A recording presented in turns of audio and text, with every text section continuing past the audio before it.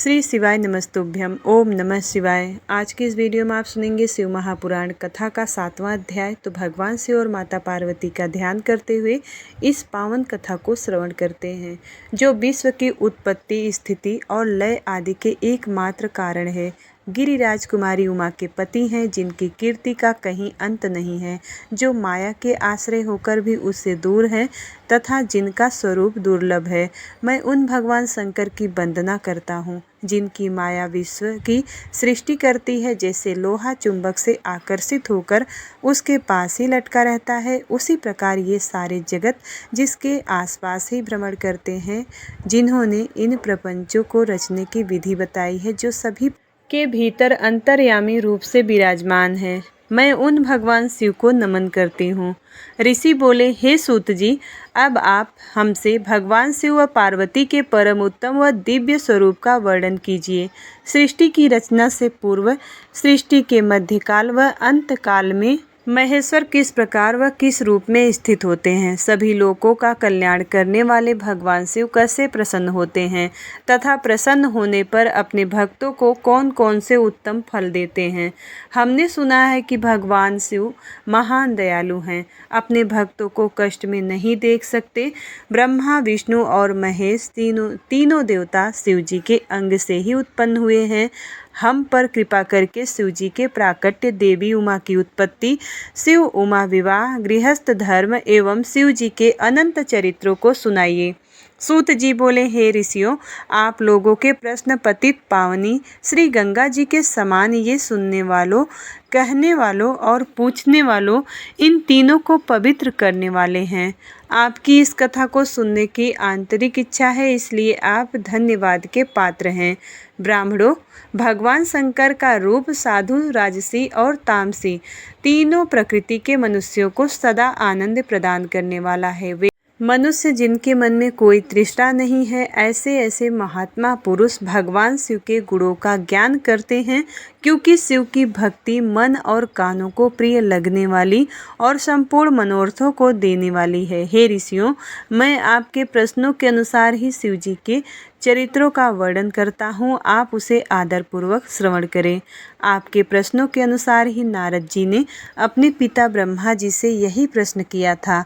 तब ब्रह्मा जी ने प्रसन्न होकर शिव चरित्र सुनाया था। उसी संवाद को मैं तुम्हें सुनाता हूँ, क्योंकि उस संवाद में भव सागर से मुक्त कराने वाले गौरीश के अनेकों आश्चर्यमयी लीलाएं वर्णित हैं। सूत जी बोले, ऋषियों, एक समय की बात है, ब्रह्मा पुत्र नारद जी हिमालय पर्वत की एक गुफा में बहुत दिनों से तपस्या कर रहे थे। उन्होंने दृढ़ता पूर्वक समाधि लगाई थी और तप करने लगे। उनके उग्र तप का समाचार पाकर देव राज इंद्र कांप उठे। उन्होंने सोचा कि नारद मुनि मेरे स्वर्गलोक के राज्य को छीनना चाहते हैं। यह ख्याल आते ही इंद्र ने उनकी तपस्या में विघ्न डालने की कोशिश की।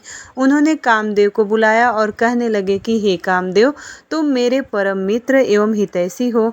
नारद हिमालय पर्वत की गुफा में बैठकर तपस्या कर रहे हैं। कहीं ऐसा न हो कि वह वरदान में ब्रह्मा जी से मेरा स्वर्ग का राज्य ही मांग बैठे, अतः तुम वहां जाकर उनका तप भंग कर दो। यह आज्ञा पाकर कामदेव वसंत को साथ में लेकर बड़े गर्व से उस स्थान पर गए और अपनी सारी कलाएं रच डाली। कामदेव और वसंत के बहुत प्रयत्न करने पर भी नारद मुनि के मन में कोई विकार उत्पन्न नहीं हुआ। महादेव जी के अनुग्रह से उन दोनों का गर्व चूर्ण हो गया। इसलिए ऐसा हुआ क्योंकि महादेव जी की कृपा से नारद मुनि पर कामदेव का कोई प्रभाव नहीं पड़ा। पहले इस आश्रम में भगवान शिव ने भी तपस्या की थी। उसी स्थान पर उन्होंने ऋषि मुनियों की तपस्या का नाश करने वाले कामदेव को भस्म कर डाला था। कामदेव को भस्म देखकर उनकी पत्नी रति ने विलखते हुए भगवान शंकर से उन्हें जीवित करने के लिए प्रार्थना की तथा सभी देवता भी शिव जी से प्रार्थना करने लगे। तो भगवान महादेव जी ने कहा था कि कुछ समय के पश्चात कामदेव स्वयं जीवित हो जाएंगे, किंतु इस स्थान पर और इसके आसपास जहाँ तक भस्म दिखाई देती है, वहाँ तक की पृथ्वी पर कामदेव का कोई माया और कामबाण का कोई प्रभाव नहीं पड़ेगा। इस प्रकार उस स्थान के कामदेव लज्जित होकर वापस लौट आए। अब देवराज इंद्र ने जब यह सुना कि नारद जी पर कामदेव का कोई प्रभाव नहीं तो उन्होंने नारद जी की खूब प्रशंसा की। भगवान शिव की माया के कारण वे भूल गए थे कि शिव जी के श्राप के कारण उस स्थान पर कामदेव की माया नहीं चल सकती। नारद जी भगवान शिव की कृपा से बहुत समय तक तपस्या करते रहे। अपने तप को पूर्ण हुआ समझकर नारद जी उठे तो उन्हें कामदेव पर विजय प्राप्त करने का ध्यान आया। तब उन्हें मन ही मन इस बात का घमंड हुआ कि उन्होंने कामदेव पर विजय प्राप्त कर ली है। इस प्रकार अभिमान से उनका ज्ञान नष्ट हो गया।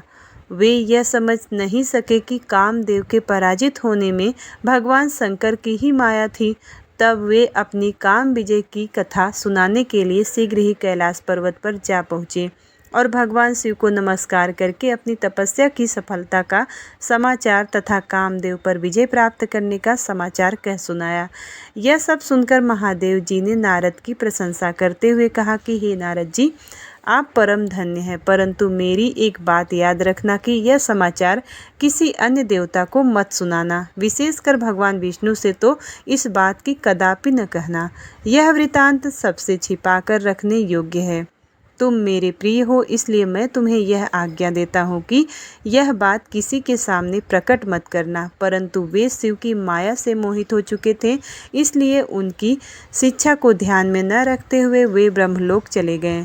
वहाँ ब्रह्मा जी को नमस्कार करके बोले, मैंने अपने तपोबल से कामदेव को जीत लिया है। यह सुनकर ब्रह्मा जी ने भगवान शिव के चरणों का ध्यान करके सारा कारण जान लिया और अपने पुत्र नारद को यह सब किसी और से न कहने के लिए मना किया। नारद के मन में अभिमान के अंकुर उत्पन्न हो गए थे, जिसके फलस्वरूप उनकी बुद्धि नष्ट हो गई थी।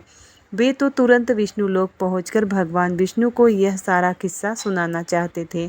अतः शीघ्र ही वे ब्रह्मलोक से चले दिए। अब नारद जी को आते देखकर भगवान विष्णु सिंहासन से उठ खड़े हुए। उन्होंने नारद को गले लगा लिया और आदर सहित आसन पर बैठाया। भगवान शिव के चरणों का स्मरण करके भगवान विष्णु ने नारद जी से पूछा कि नारद जी, आप कहाँ से आ रहे हैं और इस लोक में आपका शुभ आगमन किस लिए हुआ है। यह सुनकर नारद जी ने अहंकार सहित अपने तप के पूर्ण होने एवं कामदेव पर विजय प्राप्त करने का समस्त हाल उन्हें कह सुनाया। भगवान विष्णु काम के विजय के असली कारण को समझ चुके थे। वे नारद जी से बोले कि हे नारद जी, आपकी कीर्ति एवं निर्मल बुद्धि धन्य है। आप काम, क्रोध एवं लोभ मोह उन मनुष्यों को पीड़ित करते हैं जो भक्तिहीन है। आप तो ज्ञान वैराग्य से युक्त हो एवं ब्रह्मचारी हैं, फिर भी भला यह काम आपका क्या बिगाड़ सकता है। देवर्षि नारद बोले, हे भगवान, यह सब आपकी कृपा का ही फल है। आपकी कृपा से का ही फल है। आपकी कृपा के आगे कामदेव का क्या सामर्थ्य है कि जो मेरा कुछ बिगाड़ सके। मैं तो सदा ही निर्भय हूँ। इतना कहकर नारद जी विष्णु भगवान को नमस्कार करके वहाँ से चल दिए। अब आगे जाकर सूत जी बोले कि महर्षियों, नारद जी चले जाने पर शिव जी की इच्छा से विष्णु भगवान ने एक अद्भुत माया रची। उन्होंने जिस ओर नारद जी को जाते देखकर वह एक सुंदर नगर बना दिया। वहाँ पर नगर वैकुंठ लोक से भी अधिक रमणीय था। वहाँ बहुत से विहार स्थल थे। उस नगर के राजा का नाम शीलनिधि था। उस राजा की एक बहुत सुंदर कन्या थी। उन्होंने अपनी पुत्री के लिए स्वयंवर का आयोजन किया था। अब उनकी कन्या का वरण करने के लिए उत्सुक बहुत से राजकुमार पधारे थे। वहाँ बहुत चहल पहल थी। इस नगर की शोभा देखते ही नारद जी का मन मोहित हो गया। जब राजा शीलनिधि ने नारद जी को आते देखा तो उन्हें सादर प्रणाम करके स्वर्ग सिंहासन पर बैठाकर उनकी पूजा की। फिर अपनी देव सुंदरी कन्या को बुलाया, जिसने महर्षि के चरणों में प्रणाम किया। नारद जी ने उसका परिचय कराते हुए शीलनिधि से निवेदन किया कि महर्षि, यह मेरी पुत्री श्रीमती है। इसके स्वयंवर का आयोजन किया गया है। इस कन्या के गुण दोषों को बताने की कृपा कीजिए। राजा के ऐसे वचन सुनकर नारद जी बोले, राजन, आपकी कन्या साक्षात लक्ष्मी है। इसका भावी पति भगवान शिव के समान वैभवशाली, त्रिलोक जयी, वीर एवं कामदेव को भी जीतने वाला होगा। ऐसा कहकर नारद मुनि वहाँ से चल दिए। शिव की माया के कारण वे मोहित होकर काम के वशीभूत हो सोचने लगे कि राजकुमारी को कैसे प्राप्त करूं। स्वयंवर में आए हुए सुंदर एवं वैभवशाली राजाओं को छोड़कर भला यह मेरा वरण कैसे करेगी। वे सोचने लगे कि नारियों को तो सौंदर्य बहुत प्रिय होता है, सौंदर्य को देखकर ही श्रीमती मेरा वरण कर सकती हैं। ऐसा विचार करके नारद जी फिर विष्णुलोक में जा पहुँचे और उन्हें राजा शीलनिधि की कन्या के स्वयंवर के बारे में बताया तथा उस कन्या के साथ विवाह करने की इच्छा व्यक्त की। उन्होंने भगवान विष्णु से प्रार्थना की कि वे अपना रूप उन्हें प्रदान करें ताकि श्रीमती उन्हें ही वरे। सूत जी कहते हैं कि महर्षियों, नारद मुनि की ऐसी बात सुनकर भगवान मधुसूदन हंस पड़े और भगवान शंकर के प्रभाव का अनुभव करके उन्होंने इस प्रकार उत्तर दिया। भगवान विष्णु बोले, हे नारद, वहाँ आप अवश्य जाइए। मैं आपका हित उसी प्रकार करूँगा जिस प्रकार पीड़ित व्यक्ति का श्रेष्ठ वैद्य करता है, क्योंकि तुम मुझे विशेष प्रिय हो। ऐसा कहकर भगवान विष्णु ने नारद मुनि को वानर का मुख तथा शेष अंगों को अपना मनोहर रूप प्रदान कर दिया। अब नारद जी अत्यंत प्रसन्न होते हुए अपने को परम सुंदर समझकर शीघ्र ही स्वयंवर में आ गए और उस राज्यसभा में जा बैठे। उस सभा में रुद्रगण ब्राह्मण के रूप में बैठे हुए थे। नारद जी का वानर रूप केवल कन्या और रुद्रगणों को ही दिखाई दे रहा था, बाकी सबको नारद जी का वास्तविक रूप ही दिखाई दे रहा था। नारद जी मन ही मन प्रसन्न होते हुए श्रीमती की प्रतीक्षा कर रहे थे। हे ऋषियों, वह कन्या हाथ में जयमाला लिए अपनी सखियों के साथ स्वयंवर में आई। उसके हाथों में सोने की सुंदर माला थी। वह शुभ लक्षणा राजकुमारी लक्ष्मी के समान अपूर्व शोभा पा रही थी। नारद मुनि का भगवान विष्णु जैसा शरीर और बानर जैसा मुख देखकर वह कुपित हो गई और उनकी ओर से दृष्टि हटाकर मनवांछित वर की तलाश में आगे चली गई। सभा में अपने मनपसंद वर को न पाकर वह उदास हो गई। उसने किसी के भी गले में वरमाला नहीं डाली। तभी भगवान विष्णु राजा की वेशभूषा धारण करके वहां आ पहुंचे। विष्णु जी को देखते ही उस परम सुंदरी ने उनके गले में वरमाला डाल दी। भगवान विष्णु राजकुमारी के साथ लेकर तुरंत अपने लोक को चले गए। यह देखकर नारद जी विचलित हो गए और तब ब्राह्मणों के रूप में उपस्थित रुद्रगणों ने नारद जी से कहा कि हे नारद जी, आप व्यर्थ ही काम से मोहित हो, सौंदर्य के बल से राजकुमारी को पाना चाहते हो। पहले जरा अपना बानर के समान मुख को देख लीजिए। सूत जी ने बोले कि यह वचन सुनकर नारद जी को बड़ा आश्चर्य हुआ। उन्होंने दर्पण में अपना मुख देखा। बानर के समान मुख को देखकर वह अत्यंत क्रोधित हो उठे तथा दोनों रुद्रगणों को श्राप देते हुए बोले कि तुमने एक ब्राह्मण का मजाक उड़ाया है, अतः तुम ब्राह्मण कुल में पैदा होकर भी राक्षस बन जाओ। यह सुनकर शिवगण कुछ नहीं बोले, बल्कि इसे भगवान शिव की इच्छा मानते हुए उदासीन भाव से अपने स्थान को चले गए और भगवान शिव की स्तुति करने लगे। ऋषि बोले, हे सूत जी, रुद्रगणों के चले जाने पर नारद जी ने क्या किया और वे कहाँ गए, इन सब के बारे में भी हमें बताइए। सूत जी बोले, हे ऋषियों, माया से मोहित होकर नारद जी उन दोनों शिवगणों को श्राप देकर भी मोहवश कुछ जान न सके। तत्पश्चात क्रोधित होते हुए वे तालाब के पास पहुँचे और वहाँ जल में पुनः अपनी परछाई देखी तो उन्हें फिर बानर जैसी आकृति दिखाई दी। उसे देखकर नारद जी और अधिक क्रोध चढ़ाया और वे सीधे विष्णुलोक की ओर चल दिए। वहां पहुंचकर भगवान विष्णु से वे बोले कि हे हरि, तुम बड़े दुष्ट हो। अपने कपट से विश्व को मोहने वाले तुम दूसरों को सुखी होता नहीं देख सकते। तभी तो तुमने सागर मंथन के समय मोहिनी का रूप धारण करके दैत्यों के अमृत कलश छीन लिया था और उन्हें अमृत की जगह पर मदिरा पिलाकर पागल बना दिया था। यदि उस समय भगवान शंकर दया करके विष को न पीते तो तुम्हारा सारा कपट प्रकट हो जाता। तुम्हें कपटपूर्ण चालें अधिक प्रिय हैं। भगवान महादेव जी ने ब्राह्मणों को सर्वोपरि बताया है। आज तुम्हें मैं ऐसी सीख दूंगा जिससे कि तुम फिर कभी कहीं भी ऐसा कार्य नहीं कर सकोगे। अब तक तुम्हारा किसी शक्तिशाली मनुष्य से पाला नहीं पड़ा है, इसलिए तुम निडर बने हो और परंतु अब तुम्हें तुम्हारी करनी का पूरा फल मिलेगा। माया मोहित नारद जी क्रोध से खिन्न थे। वे भगवान विष्णु को श्राप देते हुए बोले कि विष्णु, तुमने स्त्री के लिए मुझे व्याकुल किया है, तुम सभी को मोह में डालते हो, तुमने राजा का रूप धारण करके मुझे छला है, इसलिए मैं तुम्हें श्राप देता हूँ कि तुम्हारे जिस रूप ने कपट पूर्वक मुझे छला है, तुम्हें वही रूप मिले। तुम राजा होंगे और इसी तरह स्त्री का वियोग भोगोगे जिस तरह मैं भोग रहा हूँ। तुमने जिन बानरों के समान मेरी आकृति बना दी है वही बानर तुम्हारी सहायता करेंगे। तुम दूसरों के स्त्री वियोग का दुख देते हो, इसलिए तुम्हें भी यही दुख भोगना पड़ेगा। तुम्हारी स्थिति अज्ञान से मोहित मनुष्य जैसी हो जाएगी।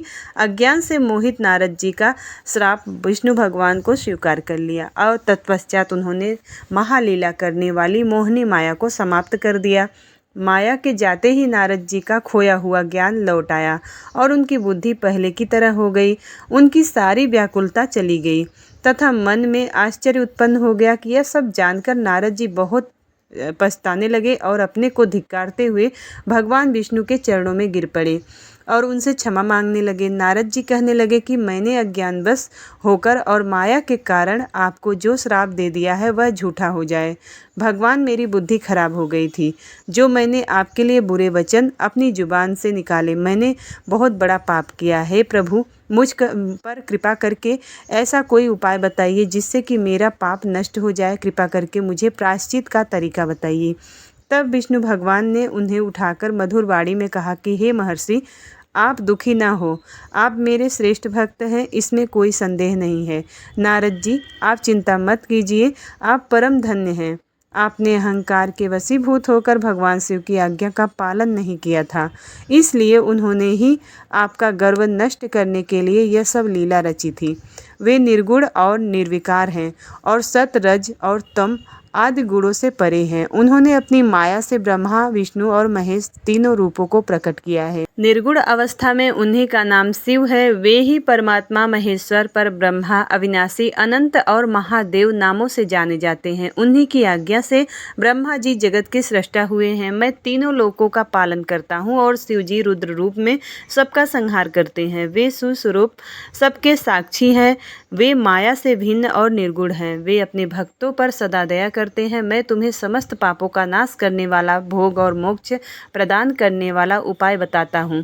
अपने सारे शकों तथा चिंताओं को त्याग कर भगवान शंकर की यश और कीर्ति का गुणगान करो और सदा अनन्य भाव से शिव की सतनाम स्रोत का पाठ करो, उनकी उपासना करो तथा प्रतिदिन उनकी पूजा अर्चना करो। जो मनुष्य शरीर, मन और वाणी द्वारा शिव जी की उपासना करते हैं उन्हें पंडित या ज्ञानी कहा जाता है। जो मनुष्य शिव जी की भक्ति करते हैं उन्हें संसार रूपी भवसागर से तत्काल मुक्ति मिल जाती है। जो लोग पाप रूपी दावानल से पीड़ित हैं उन्हें शिव नाम रूपी अमृत का पान करना चाहिए। वेदों का पूर्ण ज्ञान प्राप्त करने के पश्चात ही ज्ञानी मनुष्यों ने शिव जी की पूजा को जन्म मरण रूपी बंधनों से मुक्त होने का सर्वश्रेष्ठ साधन बताया है। इसलिए आज से ही रोज भगवान शिव की कथा सुनो और कथा कहा करो, उनका पूजन किया करो और अपने हृदय में भगवान शिव के चरणों की स्थापना करो तथा उनके तीर्थों में निवास करते हुए उनकी स्तुति का गुणगान किया करो। उनके बाद नारद जी, तुम मेरी आज्ञा से अपने मनोरथ की सिद्धि के लिए ब्रह्मलोक जाना। वहाँ अपने पिता ब्रह्मा जी की स्तुति करके उनसे शिव महिमा के बारे में पूछना। शिव जी शिव भक्तों में श्रेष्ठ हैं। वे तुम्हें भगवान शंकर का महात्म्य और सतनाम स्रोत अवश्य सुनाएंगे। आज से तुम शिव भक्ति में लीन हो जाओ, वे अवश्य तुम्हारा कल्याण करेंगे। यह कहकर विष्णु जी अंतर्ध्यान हो गए। सूत जी बोले, महर्षियों, भगवान श्री हरि के अंतर्ध्यान हो जाने पर मुनि श्रेष्ठ नारद शिवलिंगों का भक्ति पूर्वक दर्शन करने के लिए निकल गए। इस प्रकार भक्ति मुक्ति देने वाले अनेक शिवलिंगों को उन्होंने दर्शन किए और जब उन रुद्रगणों ने नारद जी को वहां देखा तो वे दोनों गण अपने श्राप की मुक्ति के लिए उनके चरणों में गिर पड़े और उनसे प्रार्थना करने लगे कि वे उनका उद्धार करें।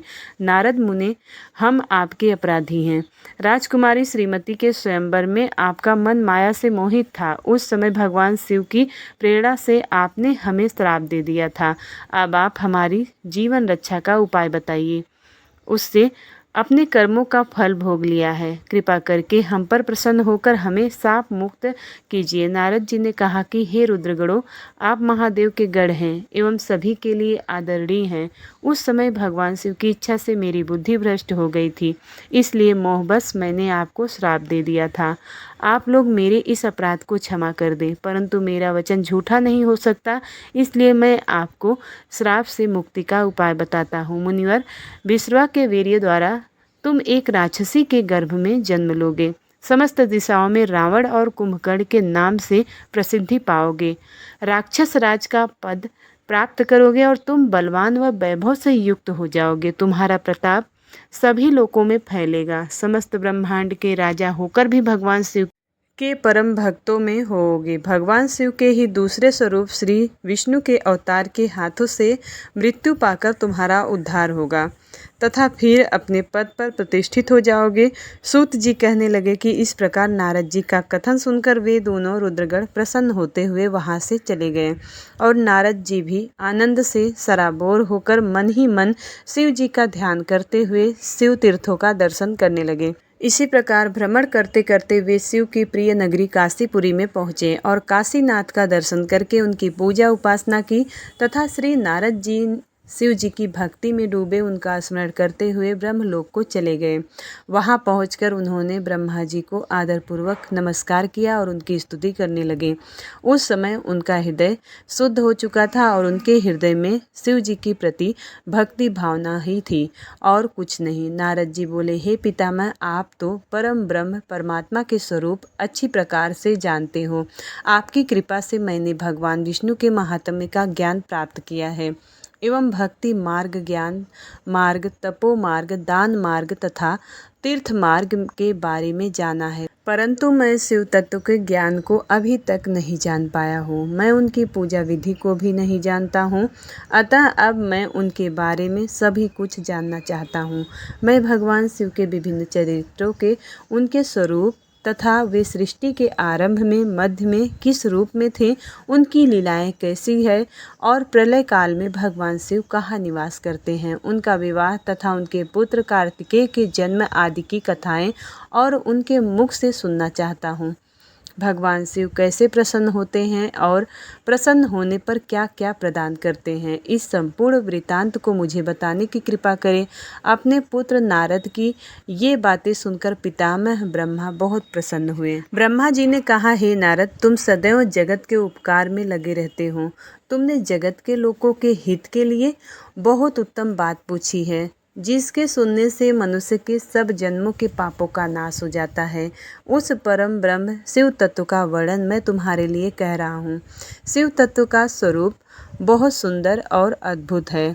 जिस समय महाप्रलय आई थी और पूरा संसार नष्ट हो गया था तथा चारों ओर सिर्फ अंधकार ही अंधकार था, आकाश व ब्रह्मांड तारों व ग्रहों से रहित होकर अंधकार में डूब गए थे। सूर्य और चंद्रमा दिखाई देने बंद हो गए थे। सभी ग्रहों और नक्षत्रों का कहीं पता नहीं चल रहा था। दिन रात, अग्नि, जल कुछ भी नहीं था। प्रधान आकाश और अन्य तेज भी शून्य हो गए थे। शब्द, स्पर्श, गंध, रूप, रस का अभाव हो गया था। सत्य असत्य सब कुछ खत्म हो गया था। तब सिर्फ सत्य ही बचा था। वह उस तत्व को मुनि जन एवं योगी अपने हृदय के भीतर ही देखते हैं। बाणी, नाम, रूप, रंग आदि की वहीं तक पहुँच नहीं है। उस पर ब्रह्म के विषय में ज्ञान और अज्ञान से किए गए संबोधन के रूप द्वारा कुछ समय बाद अर्थात सृष्टि का समय आने पर एक से अनेक होने के संकल्प का उदय हुआ। अब उन्होंने अपनी लीला से मूर्ति की रचना की। वह मूर्ति संपूर्ण ऐश्वर्य तथा गुणों से युक्त, संपन्न, सर्व ज्ञानमयी एवं सब कुछ प्रदान करने वाली है। यही सदाशिव की मूर्ति है। सभी पंडित विद्वान इसी प्राचीन मूर्ति को ईश्वर कहते हैं। उसने अपने शरीर से स्वच्छ शरीर वाली एवं स्वरूप भूता शक्ति की रचना की। वही परम शक्ति प्रकृति गुणमयी और बुद्धित्व की जननी कहलाई। उस शक्ति अंबिका प्रकृति संपूर्ण लोकों की जननी, त्रिदेवों की माता, नित्या और मूल कारण भी कहते हैं। उनकी 8 भुजाएं एवं मुख की शोभा विचित्र है।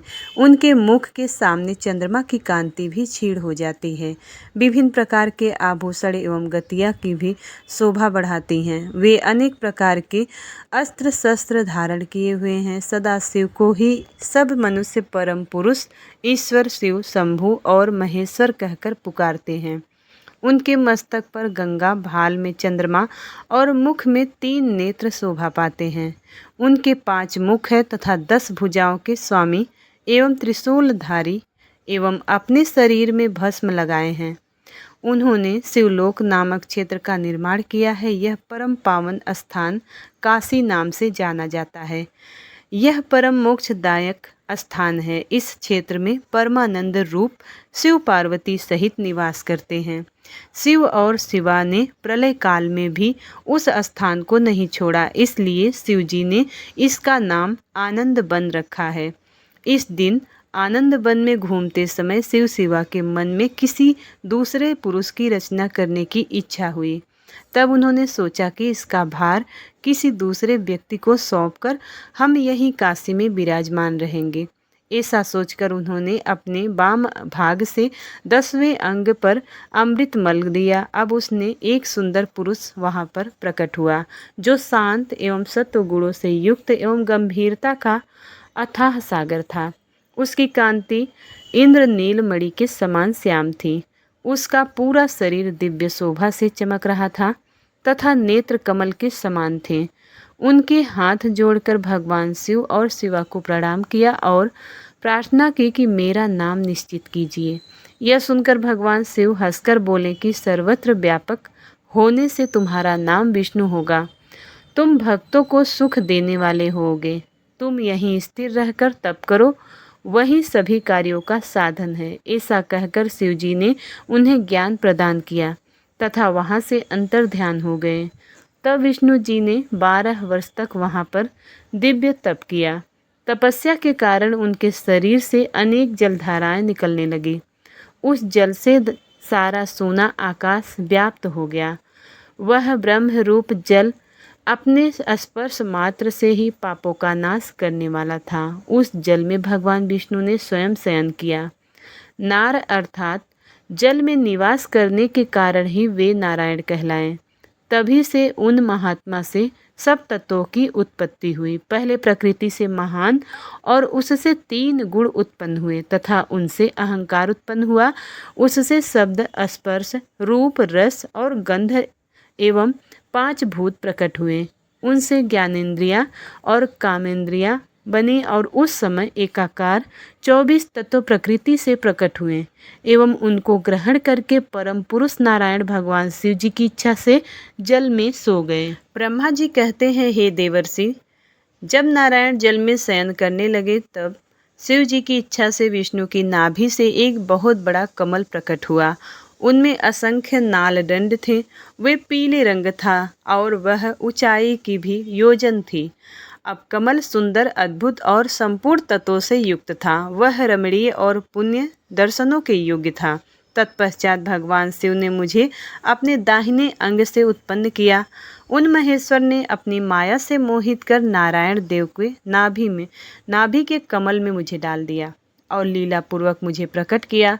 इस प्रकार उस कमल से पुत्र के रूप में मुझे जन्म मिला। मेरे 4 मुख, लाल मस्तक पर त्रिपुंड धारण किए हुए थे और भगवान शिव की माया से मोहित होने के कारण मेरी ज्ञान शक्ति बहुत दुर्बल हो गई थी और मुझे कमल के अतिरिक्त और कुछ भी दिखाई नहीं दे रहा था। मैं कौन हूँ, कहाँ से आया हूँ, मेरा कार्य क्या है, मैं किसका पुत्र हूँ, किसने मेरा निर्माण किया है, कुछ इसी प्रकार के प्रश्नों ने मुझे परेशानी में डाल दिया था। कुछ क्षण के बाद मुझे बुद्धि प्राप्त हुई और मुझे लगा कि इसका पता लगाना बहुत सरल है। इस कमल का उद्गम स्थान इस जल में नीचे की ओर और इसके नीचे में उस पुरुष को पा सकूंगा।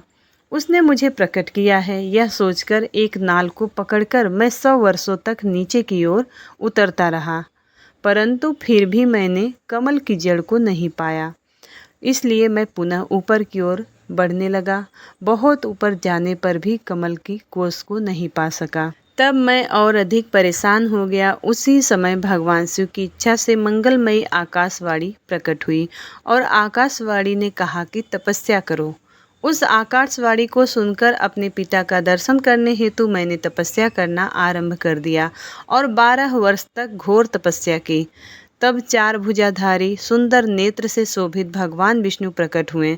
उन्होंने हाथों में शंख, चक्र, गदा और पद्म धारण किए हुए रखे थे। उनका शरीर श्याम कांति से सुशोभित था।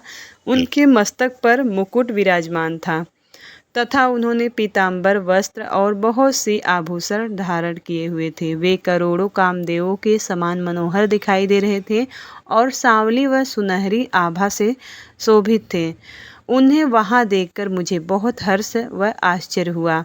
भगवान शिव की लीला से हम दोनों में विवाद छिड़ गया कि हम में बड़ा कौन है। उसी समय हम दोनों के बीच में एक ज्योतिर्मय लिंग प्रकट हो गया। हमने उसका पता लगाने का निश्चय किया। मैंने ऊपर की ओर और विष्णु जी नीचे की ओर उस स्तंभ के आरंभ और अंत तक पता लगाने के लिए चलना आरंभ किया, परंतु हम दोनों को उस स्तंभ का कोई और छोर नहीं मिला। थक कर हम दोनों अपनी उसी स्थान पर आ गए। हम दोनों ही शिव जी की माया से मोहित थे। श्री हरि ने सभी ओर से परमेश्वर शिव को प्रणाम किया। ध्यान करने पर भी हमें कुछ ज्ञान ना हो सका। अब तब अपने श्री हरि विष्णु ने मन को शुद्ध करते हुए अग्नि स्तंभ को प्रणाम किया। हम दोनों कहने लगे कि महाप्रभु, हम आपके स्वरूप को नहीं जानते। आप जो भी हैं, हम आपको नमस्कार करते हैं। आप शीघ्र ही हमें अपने असली रूप में दर्शन दें। इस प्रकार दोनों अपने अहंकार को भूलकर भगवान शिव को नमस्कार करने लगे और ऐसा करते हुए 100 वर्ष बीत गए। ब्रह्मा जी बोले, मुनीश्वर नारद, हम दोनों देवता घमंड को भूलकर निरंतर भगवान शिव का स्मरण करने लगे। हमारे मन में ज्योतिर्लिंग के रूप में प्रकट परमेश्वर के वास्तविक रूप का दर्शन करने की इच्छा और प्रबल हो गई। शिव शंकर गरीबों के प्रतिपालक, अहंकारियों के गर्व को चूर करने वाले तथा सबके अविनाशी प्रभु हैं। वे हम पर दया करते हुए हमारी उपासना से प्रसन्न हो गए। उस समय वहाँ उन सुरश्रेष्ठ से ओम नाद स्पष्ट रूप से सुनाई देता था। उस नाद के विषय में मैं और विष्णु दोनों यही सोच रहे थे कि यह कहाँ से सुनाई पड़ रहा है। उन्होंने लिंग के दक्षिण भाग में सनातन आदिवर्ण ओमकार का दर्शन, आकार का दर्शन, उत्तर भाग में उकार का, मध्य भाग में मकार का और अंत में ओम नाद का साक्षात दर्शन एवं अनुभव किया। दक्षिण भाग में प्रकट हुए आकार और सूर्यमंडल के समान तेजोमय रूप को देखकर जब उन्होंने उत्तर भाग में देखा तो वह अग्नि के समान दीप्तिशाली दिखाई दिया। तत्पश्चात ओम को देखा जो सूर्य और चंद्रमंडल की भांति स्थित थे और जिनके शुरू एवं अंत का कुछ पता नहीं था, तथा सत्य, आनंद और अमृत स्वरूप पर ब्रह्मा पारायण की दृष्टिगोचर हो रहा था। परंतु यहाँ कहाँ से प्रकट हुआ है, इस अग्नि स्तंभ की उत्पत्ति कहाँ से हुई है, यह श्री हरि सोचने लगे तथा इसकी परीक्षा लेने के संबंध में विचार करने लगे। तब श्री हरि ने भगवान शिव का चिंतन करते हुए वेद और शब्द के आवेश से युक्त हो अनुपम अग्नि स्तंभ के नीचे जाने का निर्णय लिया और विष्णु जी विश्वात्मा शिव का चिंतन करते रहे। तभी वहाँ एक परम लिंग के रूप में साक्षात पर ब्रह्म स्वरूप महादेव जी प्रकट हो गए। ये चिंता रहित रुद्र हैं, पर ब्रह्म परमात्मा शिव का वाचक प्रणव ही है। वह एक सत्य परम कल्याणकारक कारण आनंद अकृत परात्पर और पर ब्रह्मा है। प्रणव के पहले अक्षर आकार से जगत के बीजभूत अर्थात ब्रह्मा जी का बोध होता है। दूसरे अक्षर उकार से सभी के कारण श्री हरि विष्णु का बोध होता है। तीसरा अक्षर मकार से भगवान शिव का ज्ञान होता है। आकार सृष्टि करता, उकार मोह में डालने वाला और मकार नित्य अनुग्रह कराने वाला है। मकार अर्थात भगवान शिव के बीजी अर्थात बीज के स्वामी हैं। जो आकार अर्थात ब्रह्मा जी बीज हैं। उकार अर्थात विष्णु जी योनि हैं। महेश्वर बीजी बीज और योनि हैं। इन सभी को नाद कहा गया है। बीजी अपने बीज को रूपों में विभक्त करते हैं। बीजी भगवान के शिव के लिंग से और उकार रूप योनि से स्थापित होकर चारों ओर ऊपर की ओर बढ़ने लगा। वह दिव्य अंड कई वर्षों तक जल में रहा। हजारों वर्ष के बाद भगवान शिव ने इस अंड को 2 भागों में विभक्त कर दिया। तब इसके 2 भागों में से पहला सुवर्णमय कपाल ऊपर की ओर स्थित हो गया, जिससे स्वर्गलोक उत्पन्न हुआ, तथा कपाल के नीचे के भाग से 5 तत्वों वाली पृथ्वी प्रकट हुई। उस अंड से चतुर्मुख ब्रह्मा उत्पन्न हुए, जो समस्त लोकों के सृष्टा हैं। भगवान महेश्वर ही अ, उ, व, म त्रिविध रूपों में वर्णित हैं। इसलिए ज्योतिर्लिंग स्वरूप सदाशिव को ओम कहा गया है। इसकी सिद्धि यजुर्वेद में भी होती है। देवेश्वर शिव को जानकर विष्णु ने शिव शक्ति संभूत मंत्रों द्वारा उत्तम एवं महान अभ्युदय को शोभित भगवान शिव की स्तुति करनी शुरू कर दी। इसी समय मैंने और विश्वपालक भगवान विष्णु ने एक अद्भुत एवं सुंदर रूप देखा, जिसके 5 मुख 10 भुजा कपूर के समान गौरवर्ण परम कांतिमय अनेक आभूषणों से विभूषित महान उदार महावीर्यवान और महान पुरुषों के लक्षणों से युक्त था, जिसके दर्शन पाकर मैं और विष्णु जी धन्य हो गए। तब परमेश्वर महादेव भगवान प्रसन्न होकर अपने दिव्यमय रूप में स्थित हो गए। आकार उनका मस्तक और आकार ललाट है। अब उनका दाहिना और इकार बायां नेत्र है। उकार दाहिना और ऊकार बायां कान है। रिकार दायां और रीकार बायां गाल है। रिल उनकी नाक के छिद्र हैं। एकार और ऐकार इनके दोनों होठ हैं। ओकार और औकार उनकी दोनों दंत पंक्तियां हैं। अंक और अह देवाधिदेव शिव के तालु हैं। क आदि 5 अक्षर उनके दाहिने 5 हाथ हैं और च आदि बाएं 5 हाथ हैं। त और ट से शुरू 5 अक्षर उनके पैर हैं। पकार पेट है और फकार दाहिना और वकार बायां पार्श्व भाग है। भकार कंधा, मकार हृदय है, हकार नाभि है। यह से स तक के 7 अक्षर 7 धातुएं हैं। उनसे भगवान शिव का शरीर बना हुआ है। इस प्रकार भगवान महादेव व भगवती उमा के दर्शन कर हम दोनों कृतार्थ हो गए। हमने उनके चरणों में प्रणाम किया। तब हमें 5 कलाओं से युक्त ओमकार जनित मंत्र का साक्षात्कार हुआ। तत्पश्चात भगवान महादेव जी ओम तत्वमसि महावाक्य दृष्टिगोचर हुए, जो परम उत्तम मंत्र रूप है। इसके बाद धर्म और अर्थ का साधक बुद्धि स्वरूप 24 अक्षरीय गायत्री मंत्र प्रकट हुआ, जो पुरुषार्थ रूपी फल देने वाला है। तत्पश्चात मृत्युंजय मंत्र, फिर पंचाक्षर मंत्र तथा दक्षिणामूर्ति व चिंतामणि का साक्षात्कार हुआ। इन 5 मंत्रों को विष्णु भगवान ने ग्रहण कर जपना आरंभ किया। ईसो के मुकुट मणि ईशान है, जो पुरातत्व पुरुष हैं, हृदय को प्रिय लगने वाले, जिनके चरण सुंदर हैं, जो सांप को आभूषण के रूप में धारण करते हैं, जिनके पैर व नेत्र सभी ओर हैं, जो मुझ ब्रह्मा के अधिपति कल्याणकारी तथा सृष्टि पालन एवं संहार करने वाले हैं। उन वरदायक शिव की मेरी साथ भगवान विष्णु ने प्रिय वचनों द्वारा संतुष्ट चित्त से स्तुति की है। श्री शिवाय नमस्तुभ्यम।